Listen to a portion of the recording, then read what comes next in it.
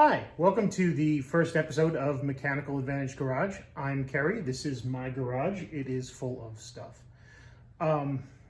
Hopefully you've come to this because YouTube's algorithm is really good and you watch other content that's like mine, or you find me entertaining, or somebody sent it to you and I'm sorry if they did. I'll try to be as funny as I can.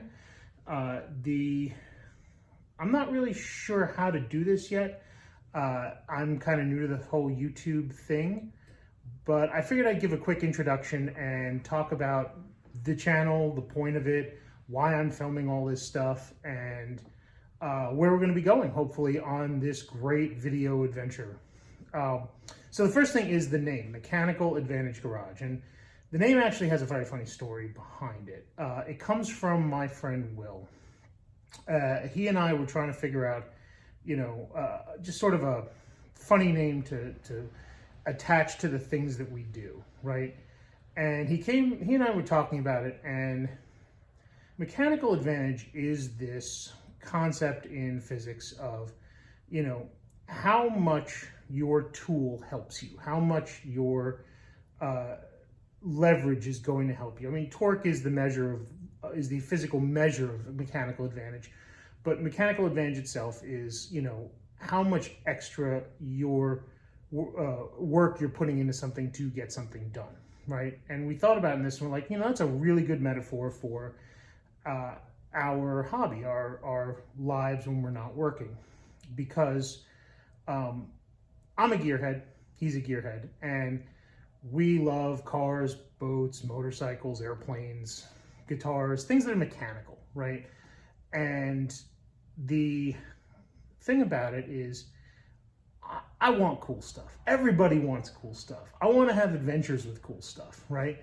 But sometimes owning cool stuff requires an investment of time, and it requires an investment of energy. There are people out there and they go out and they buy really cool stuff and they spend a lot of money and somebody else fixes it for them and that's their enjoyment and that's great. I don't make that kind of money, right? So I figured out a long time ago that I had to learn things. I had to pick up skills. I had to do stuff in order to have cool stuff, right? And it wasn't about having cool stuff just to make me look cool. It was about having cool stuff to have an experience, to have an adventure, to meet people and to learn about things and to exist in this world, not to impress others, but to sort of enrich in my life, right? And that's sort of my philosophy on this whole thing, right? You ride motorcycles and you drive cool cars and stuff because that stuff is genuinely fun. And when it breaks, sometimes it's even more fun. A lot of times it's not as much fun, but sometimes bailing yourself out of those situations is a lot of fun too, right? But in order to get to that stuff, you kind of have to figure things out, and figure out how to work on them. I am not a mechanic, not by any means. This is not going to be a how-to channel.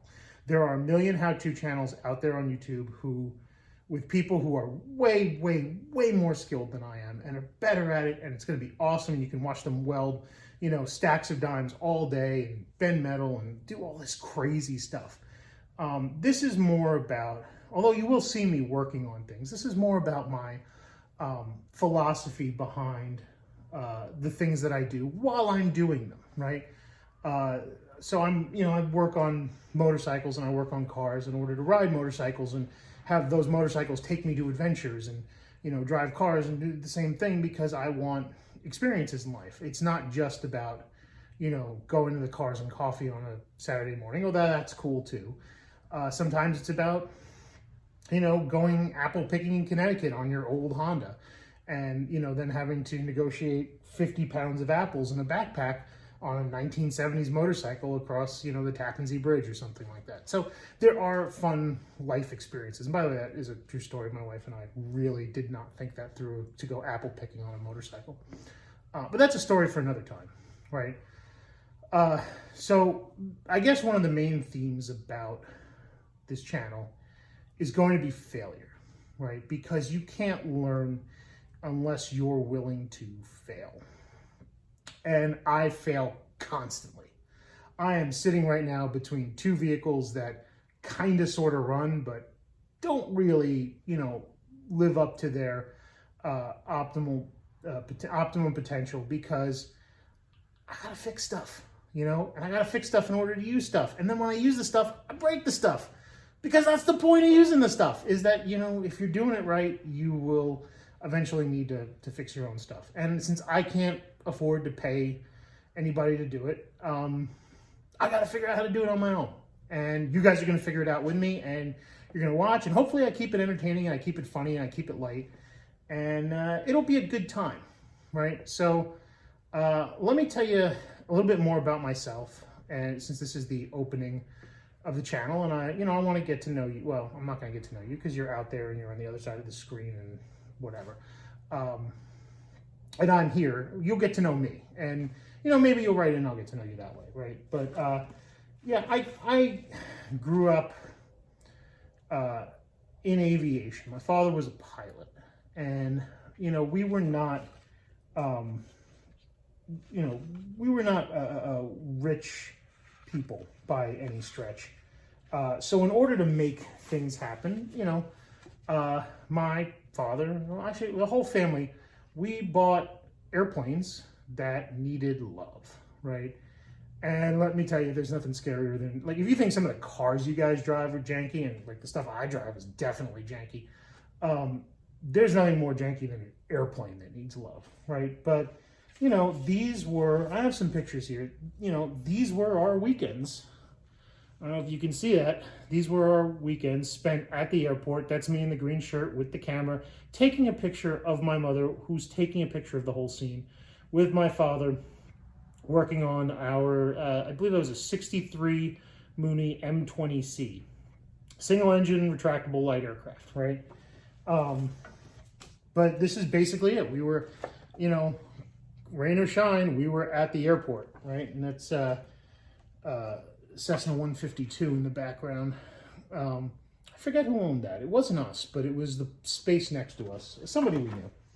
But that, you know, so I come by it honestly, right? That was the family activity. We wanted to fly places. We wanted to have adventures. We wanted to do cool things, right? And in order to do that, we couldn't afford to go out and buy King Airs and Barons and all those cool airplanes. So we bought janky airplanes, and we fixed up janky airplanes till they were not janky, and then we sold them and bought better airplanes, and it was a great childhood, right? And it put me around a lot of, you know, cool car people and bike people, because there's kind of this, you know, I call it sort of the interests of awesome. People who are into cars tend to be into motorcycles and boats and airplanes and guitars and guns and, you know, things that are like small engines, things like that. We went to a lot of small engine shows when I was a kid, because those are the things that are held at airports. You know, car shows, bike shows, small engine shows, big barbecue contests, stuff like that. Hobbies that, and exhibitions of hobbies that required a certain amount of independence and ingenuity, and you know, you had to really want to do these things, because I mean, who really wants to restore an old 1906, you know, hit or miss engine that powered, you know, some bilge pump on a boat, unless you have a genuine love for it, right? That's such a weird hobby, but I love it. I think it's great. I loved watching those mechanical hit or miss engines just go spin around, and you know, you hear the spark plug firing, and then it hits, and then it goes, and you know, and then it keeps running around again looking for that spark, and it's great, you know. So there's that whole aspect of it, is that sometimes in order to make your own adventure and to give yourself experiences in life, you have to be open to learn things, right? And I am definitely open to learn things. The other thing is, don't take yourself too seriously. I got a great picture here.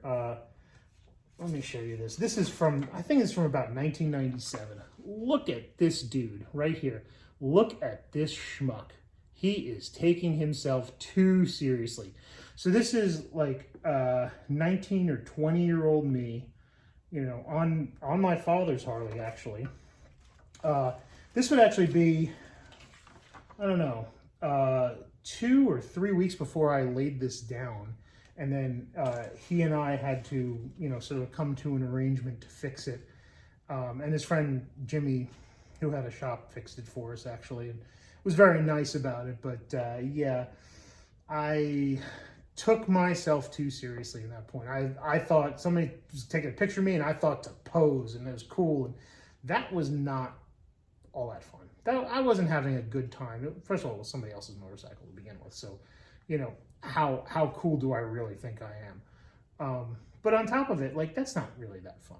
Fun is actually getting out and riding it. You know, fun is getting out and doing stuff. The aftermath of that, the real fun part, is that Dad went a little crazy with that bike, and we put a supercharger on it. Well, Jimmy put a supercharger on it, and then we took it places and did things. And, you know, since it's now been 20 years, I took it to a couple of street races, and it was fun, you know? So the point is to enrich your life experience through, you know, leveraging what information is out there, and try and figure out how to make these things happen for you if you want to, you know, have that kind of life. And when I say that kind of life, a life filled with, like, you know, cool, fun cars. Maybe they're not Lamborghinis, but just fun stuff that, you know, regular everyday people can afford and do, and you know, maybe a lot of people avoid. You know, I think a lot about my time as a kid when we used to go to, like, auctions and things. And this is before the days of the internet, you know, before you knew, like, you could get information anywhere. And I remember we would see some of the most beautiful exotic cars. You know, my father took me to this auction in Southampton, Long Island, where they were auctioning off classic cars and sports cars and all that stuff. And it was the first time I had ever seen a Lamborghini Miura. And it was a gorgeous car. And this was the 90s. So they were, I don't know, $30,000, right? Which seems like a lot. I mean, that was a luxury, like, brand new BMWs were $30,000 in the early 90s. And that's a lot of money. But by comparison, you know, I think Miuras are starting to tip towards $1 million now. So maybe it wasn't that much money back then. But I remember, like, a lot of people weren't bidding on those cars. And I used to go, man, they're so gorgeous. Why aren't people just going absolutely crazy for them? And my father said, you know, he leaned in and he said to me, who are they going to get to fix them, right? How are you going to get it to fix? How are you going to fix it? Where are you going to find the manuals? And where are you going to find the tools and the guys with the tribal knowledge to fix that? You know, and then a couple years later, we got the internet, you know, and now you can go on YouTube and watch any number of people fix stuff. And it's awesome. Heck, I use YouTube all the time to fix stuff, because I used it the other day to fix the flapper valve in my toilet, because I don't know anything about toilets.